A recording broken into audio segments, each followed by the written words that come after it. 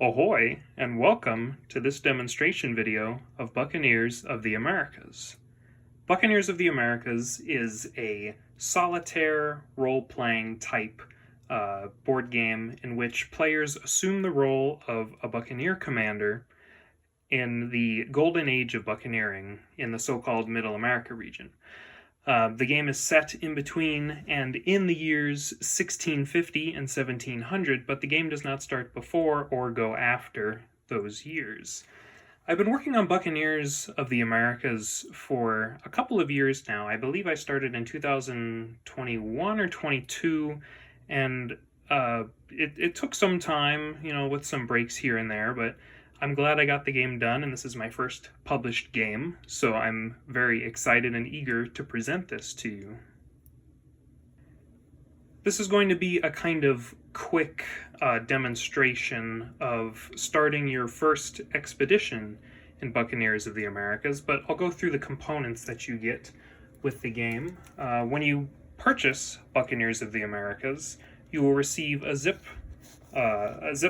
folder containing the Buccaneers of the Americas rulebook. This rulebook is in color. I have printed it in black and white to save ink, but this rulebook is in color. You can kind of have a look through here. There's explanations, for events.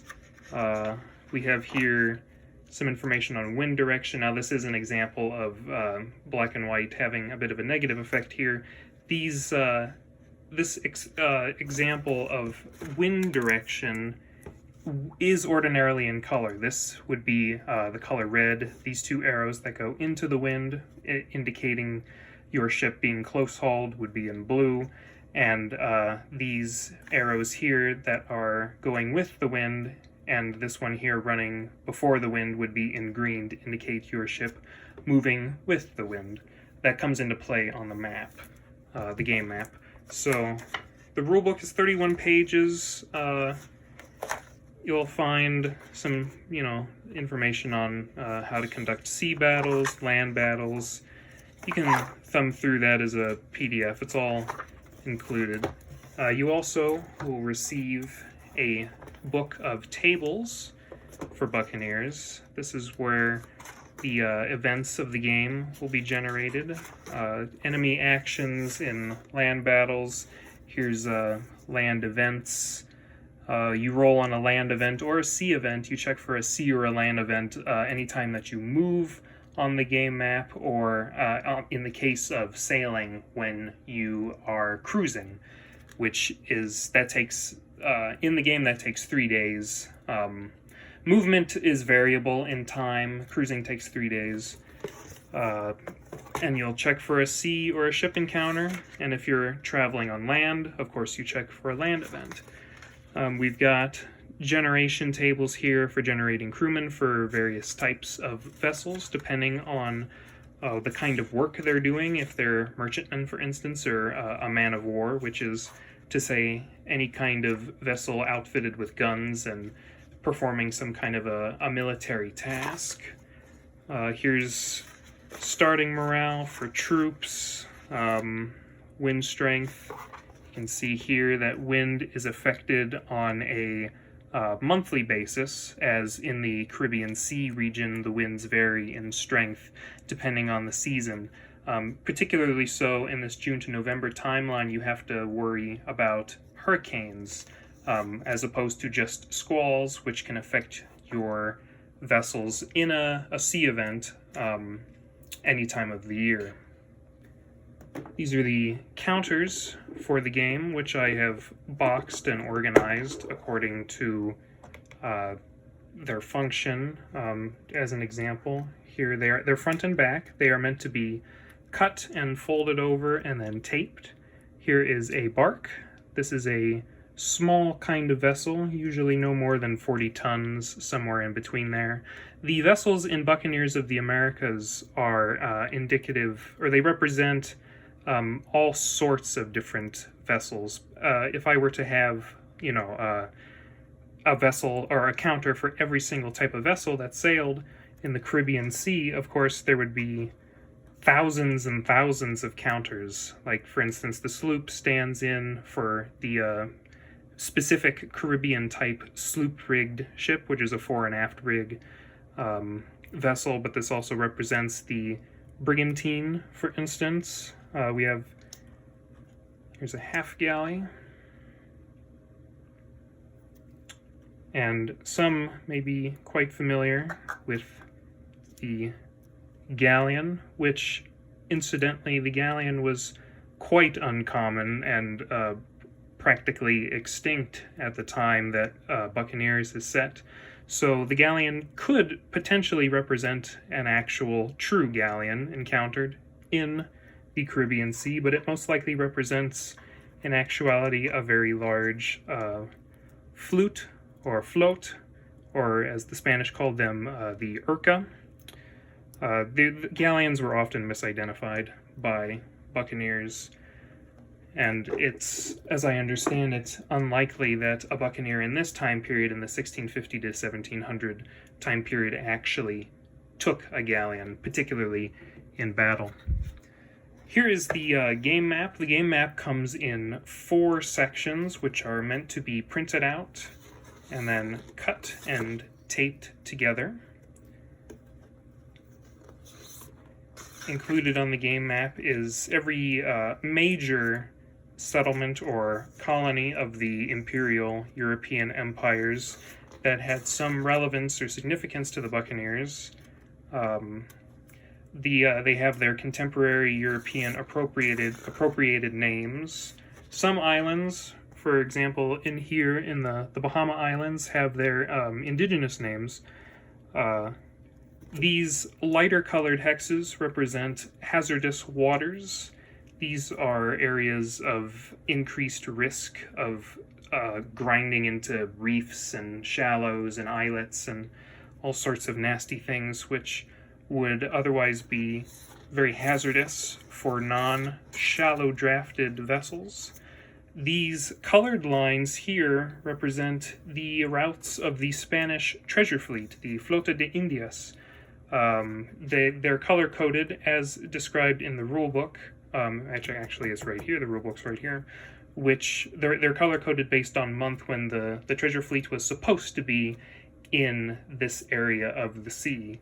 Of course, the treasure fleet actually rarely ever arrived anywhere on time, and most of the time wintered in, Veracruz or Campeche for months and months, and they might arrive in the West Indies, so-called, in 1670, and they would not return to Seville in Spain in 1671 or so, 1672 perhaps. Rarely on time, but for the sake of the game, they'll always be in those areas. If you are to encounter stragglers from the treasure fleet, you will encounter them in the months specified in the rulebook. Here are the playmats for Buccaneers. We have the ship encounter fleet. The ship encounter sheet. This is for, obviously, when you encounter another ship at sea. You will start at maximum visual range here, which is indicated by a range counter to help you keep track of things. You can place that right there. Maximum range, and then if potentially you decide to close the range to get a better idea of what kind of a vessel you have spotted or your lookout has called out, you can attempt to close the range down to identification range and then toward a minimum or maximum, a minimum of hailing range. If combat is started at hailing range, for instance, it can no longer be avoided.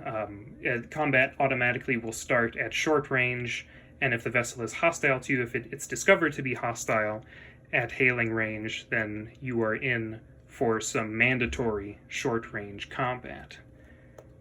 So, that is the ship encounter sheet. You also receive a sea battle sheet, again with range, wind strength, whether or not the enemy ship here is advantaged, or whether you are advantaged, or if neither, then you don't place any counters there at all.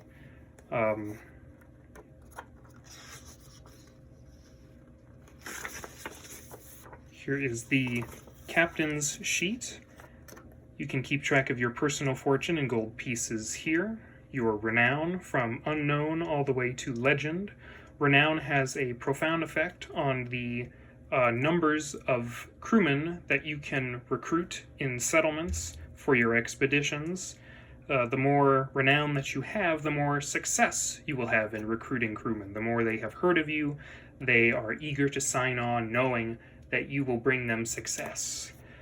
This is a measure of your health. Health is abstracted from prime to bad, and then of course all the way down to dead. If you're forced to drop a level of health from bad, then you will die. If health drops because of age as time goes on, Buccaneers in Buccaneers of the Americas, each captain can only have a career that lasts no longer than 10 years. Upon the arrival of the 11th year, they will be forced to retire, and health is lost in increments for every 2 years, so every captain can only have a maximum of 10 years. But if you have bad health and health drops, or is required to drop because of that age, you do not drop to dead, you are just required to retire. You also have national reputation here from ally to pirate, and a space for your valid and expired commissions or letters of marque. Here's the land battle sheet. Spaces for placing your Buccaneers. They usually begin in 1 unless scouting allows you to move closer, which represents the Buccaneers or your forces finding a better route towards the enemy. There's 7 spaces here. Each space here says open ground, but that is just in the interest of saving space for printing counters. You can encounter hill terrain, river terrain, swamps, houses, trees.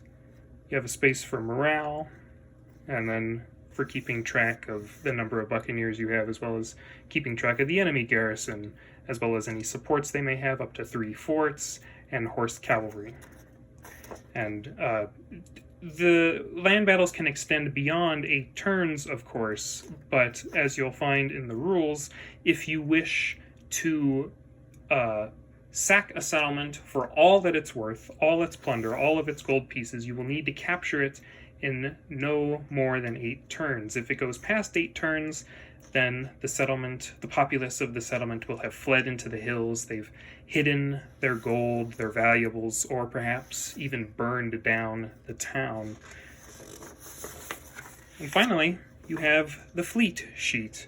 This is where you keep track of your flagship. This is the ship that you will take into battle with you if you do battle. You have a space for all of your other ships of your fleet, keeping track of your plunder, your crew, the crew's morale.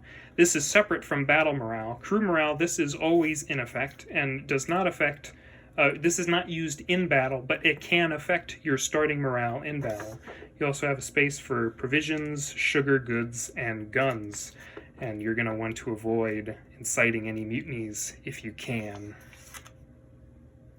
So as I said, I'm going to give a quick demonstration of how to set up your first expedition, and I will also try to encounter a vessel and attempt to get that vessel to perhaps surrender to us. Merchantmen are not particularly willing to fight, as opposed to men of war, which with their well-trained crews and significant armaments, they are very unlikely to accept demands to surrender. So when you first begin a game of Buccaneers, the first thing you're going to want to do is align yourself with one of the 4 empires in the game. We have the Kingdom of England, Kingdom of France, we have the Dutch Republic here, as well as the Spanish Empire. Below the each empire description is the information that you will need for your start. So for the sake of the game, I am going to start as a French flibustier. These dates here indicate the time period in which you are allowed to actually start the game. You can start in 1650 and you can start in 1700. If you really wanted, you could start on December 31st, 1700, but that would not be very productive as the game ends after 1700, December 31st. So you would have a very short career indeed. So the French flibustier begins moored at Tortuga. They begin with 1 sloop. They start with 20 plus 1d10 crewmen, 4 guns, 20 tons of provisions, and 1,500 gold pieces. These gold pieces are gained as part of your plunder and not as part of your personal fortune. The personal fortune you can only add to after dividing the plunder at the end of the game, or at the end of the expedition, excuse me. The French also, each empire actually gets some kind of special starting ability, and this is carried over through the entire duration of the game for your character. So for the French, captains who start aligned with the Kingdom of France may multiply any casualties inflicted with a fire-ranged weapons or volley order after all other applicable modifiers by times 1.5. So that could be very good for us. This is meant to simulate the Buccaneers, the Buccaneers, French Buccaneers in particular, who were regarded by many historians, and who are regarded by many historians as perhaps some of the best marksmen that existed at the time. So I've taken the liberty of setting up some of these sheets.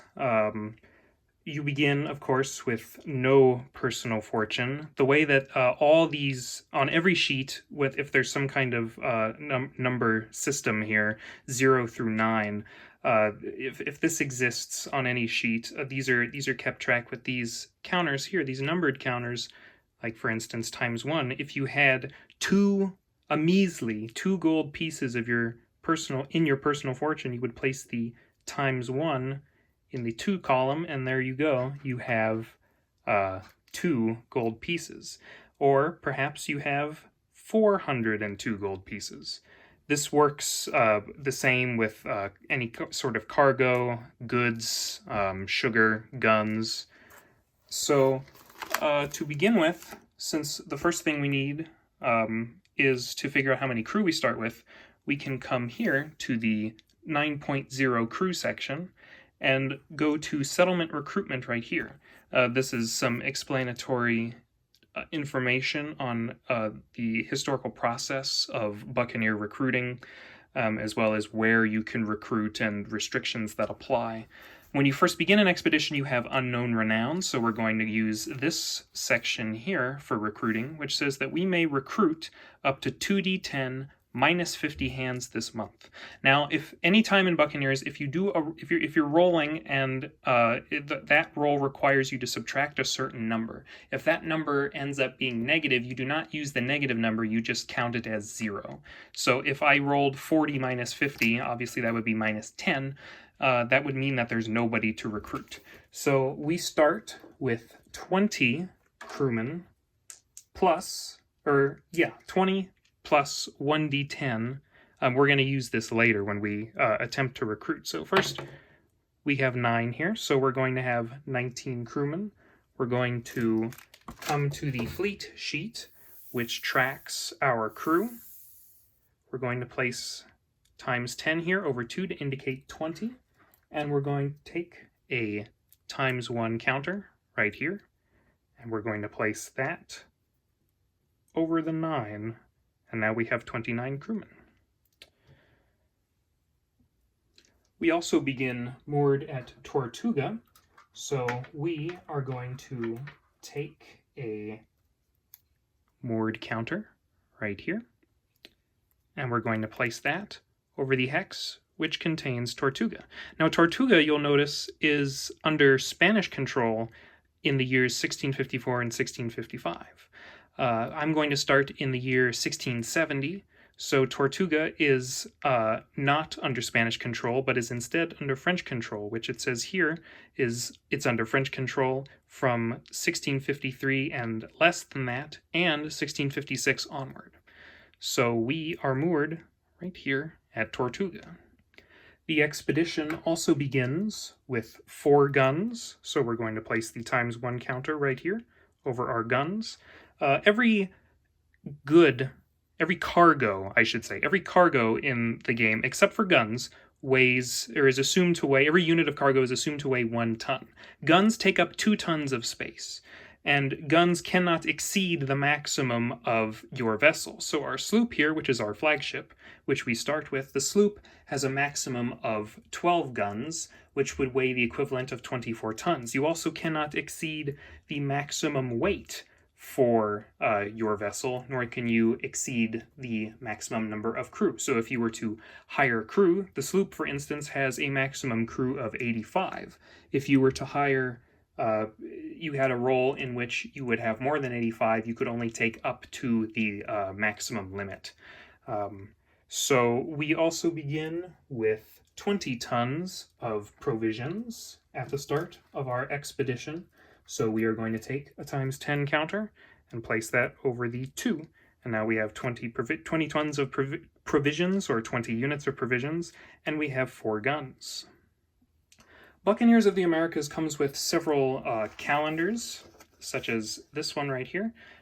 These, of course, span from 1650 to 1700. I've chosen to start in 1670 here for the demonstration. The best thing that I would recommend for keeping track of time is to either keep a separate sheet of notes, or some kind of Google document or Microsoft Word document of the passing of the days, and for keeping your story coherent, just for easier tracking. But you can also do is you can X out with these boxes. That's why I've boxed them as such. To keep track of the days as they go by, you can just X out the days. As the weeks go by, some weeks, bleed into the next month. For instance, here, May 31st bleeds into the first week here of June. So if a week were to, or if you were on the 31st, and another day passed, that would take you to the 1st here of June, that would still be 1 week. Weeks are only go by in this kind of downward motion. And that's good to know for the consumption of provisions and checking for a change in wind direction, which is done at the start of every week, or as soon as possible in the case of some kind of action taking longer than a week. When you begin an expedition, you can start in any year that is applicable according to the rules that allow you a certain number of years to start in. The French flibustier can start between 1650 and 1700, so I've started in 1670, and you can just pick a month and a day at your leisure. I'm going to start, for the sake of the demonstration video, I will start on January 1st here. We are moored, as I said, and have shown, at Tortuga. The first thing that we are going to do is purchase a commission. When you purchase a commission, you need to speak to the governor of that settlement. Purchasing a commission takes 1 day's time, which represents a meeting with the governor, and commissions cost 600 gold pieces. Now, the French flibustier begins with 1,500 gold pieces as part of the plunder. Here's the section on commissions here. I apologize for flipping through to find them. As you can see, to purchase a commission, you must first possess a minimum reputation of suspicious with that empire, and then pay a fee of 600 gold pieces per commission, because empires are going to be hostile to other empires at different times, and they may not be hostile to every empire. So if you, for instance, were purchasing a French commission, while the French were hostile to the Spanish and the Dutch, but not the English, you'd have to purchase a commission from the French to carry out acts of reprisal and hostility individually. So you need to purchase the Spanish commission, or the commission to fight the Spanish, and the commission to fight the Dutch separately. So purchasing a commission takes 1 day's time. It is January 1st here. So we are going to cross that out and now it is the 2nd, and we have purchased the commission after spending 600 gold pieces. So what we are going to do is take our fleet sheet here, and we are going to remove this and set our plunder to 900 for after having purchased the commission. I'm also going to recruit some crew because beginning with, what was it here, 29 crewmen is not particularly beneficial. You're going to want, in general, to have larger numbers of crew. So, as I've shown this before, we can recruit 2d10 minus 50 hands. It is 2 days mandatory when you attempt to recruit crew, plus 1 day per 10 crewmen hired. So, we are going to take our 2d10 dice. We rolled 44 minus 50. There's no crewmen to recruit. So we're only going to be able to start this week anyway. Let me get the calendar, mark down some more days here. That is 2 days mandatory. You can recruit crew at the start of every next week. It takes 1 week's full week's time. So on the 5th we can't recruit crew, but by the 6th we could attempt to do so again. And you also do not, as a reminder, you do not need to consume provisions while you are inside of a settlement. That is in the rulebook. So you can wait in a settlement for an indefinite amount of time, but your crewmen will, of course, their morale will decrease as time goes on. They will get rowdy and potentially mutiny against you. When you leave a settlement, what you're going to want to do is first remove the moored counter, because we are casting off from Tortuga, and we are going to place the counter that has our fleet here on Tortuga. So we are now no longer moored at the town, at the settlement. Unmooring or casting off takes 1 day's time, so it is now the 4th. Because we're at sea now and we don't have the wind direction, we're going to want to do that immediately. So let me roll for wind direction. Wind is always expressed in terms of where it is coming from, as it says here. So the wind, we rolled 58. The wind is coming from the southeast. Now the sloop has a best point of sail. I believe it's, I'm sorry, it's, but the best point of sail is a broad reach. In the case of travel here, if we're traveling with the wind at our best point of sail, we can travel up to 3 hexes max, which takes 1 day. If you stop short of those 3 hexes, it still takes 1 day. So if you're traveling at your best point of sail and you move 1 hex, it still takes a day. 2 days, or 2 hexes takes 1 day, or up to 3 takes 1 day. And that's true. This is true for all ships, regardless of their type, that are traveling with the wind at their best point of sail. Now things do get changed up as they move away from their best point of sail. Just traveling with the wind has different days. For a galleon, for instance, traveling towards the wind for a float, merchantmen, frigates, galleons, and things just, each ship is unique in its characteristics, and you must always travel at the speed of your slowest ship, depending on the circumstances. So to showcase movement, I am going to move my fleet at its best point of sail. We are going to move 1 hex up here to Great Inagua. That takes 1 day, because we only moved the 1. So I am going to mark down the 5th, and it is now a new week. Now, because it is a new week, we need to roll for wind direction again. We rolled 79, so the wind is still coming from the southeast.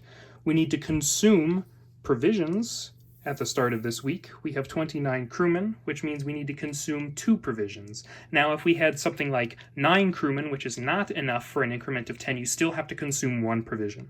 So we have 2. We are going to drop this down to right here. So that's 10. And then 8. So we have 18 tons of provisions left. Since we've moved, we now have to check for a sea event. Now, if we are traveling on land, we would check for a land event, but that does not apply. So let's go to our sea events and land events. We can see right here for a sea event or ship encounter, we go to this activation table and we add 1d10 plus 1d10. So let's roll our d10s here. We rolled 6. Now 6 falls under the category of no encounter or event, but we are sailing within 2 hexes of a settlement, and we are sailing in a hex containing land. Great Inagua is right there. So we would add 6 to that roll of 6, which would be 12, which is still not enough to activate an encounter. Now, an unmodified roll of 2 or 3 would activate either a weather event or a sea event. Let's say, for the sake of showcase, that we do actually activate a ship. So because we've activated a ship, the first thing, of course, is that ship activation takes 1 day. This is to simulate Buccaneers shadowing the vessel, trying to get a better idea of what the lookout has spotted. And this usually, historically, took quite some time. So the encounter itself takes 1 day to generate that encounter, and it also takes 1 day to do sea battle if you'd have a sea battle. So we've taken out our ship encounter sheet here. First thing that happens is we always start at a range of maximum.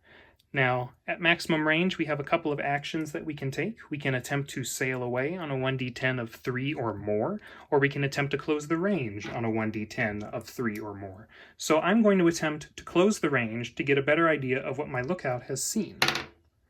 Now, my lookout, or I'm sorry, excuse me, we rolled a 9, which means that we can decrease the range. We can close the range to identification range. Now that we are at identification range, we can start getting into the nitty-gritty here. First thing that we're going to want to do is to check for the unknown ship's identity, which includes its nation, type, crew, and guns. Now, this can change because in this time period, identifying ships was very difficult, and ships may disguise themselves. Merchantmen were often misinterpreted for men of war and vice versa. There was once, I recall reading a fleet of fishing barcalongas or canoes were mistaken for the entire English fleet, and those that spotted them routed immediately, but they just turned out to be fishermen. So that can change later, and that's intentional. So we are going to check for the ship's nationality first. We are within 1 hex of Tortuga and Baracoa, which is right here. So we're going to have to determine which one of these to reference, which one of these settlements to reference randomly. I'm going to assign Baracoa to a value of 1 to 5 and Tortuga a value of 6 to 10. So we're going to reference Tortuga. And what that means is when you have a nationality check, when you are near a settlement, as we are, this means being within 2 hexes of a settlement. On a 1 up to 80, the vessel will be the same nationality as the settlement. So we're going to roll. We rolled 56. So this, we believe, is a French vessel. Now we're going to check for the type of vessel, either a merchant or a man of war. This can change depending on the year, as well as your vicinity to a settlement. So we're going to roll again. We rolled a 0, so it's a man of war, which is quite unusual. We also get a +1 because it is, 1670. Excuse me, I said I was going to start in 1671, but I was marking 1670, so it is 1670, but still, this modifier applies, so we rolled an 11, still a man of war. Now we check for what kind of man of war it is. We rolled a 6. We cross-reference that right here. This is a man of war sloop. A French man of war sloop is what we believe this is. But we also add a +1 for 1670, which is still a sloop. So we are going to place a sloop counter, excuse me, on the encountered ship, like so. Now we need to roll for how many crew we believe this man-of-war sloop has. We roll a 4. A 4 requires us to use this section right here, 59 plus 1d10. So that would be, I'm sorry, I am horrific at math. That would be 68 crewmen that we believe this vessel has. So we are going to take a times 1 counter, place that on the 8 section for crew, and we are going to do the same with a times 10 counter right here, and place that on the 6. 68 crewmen.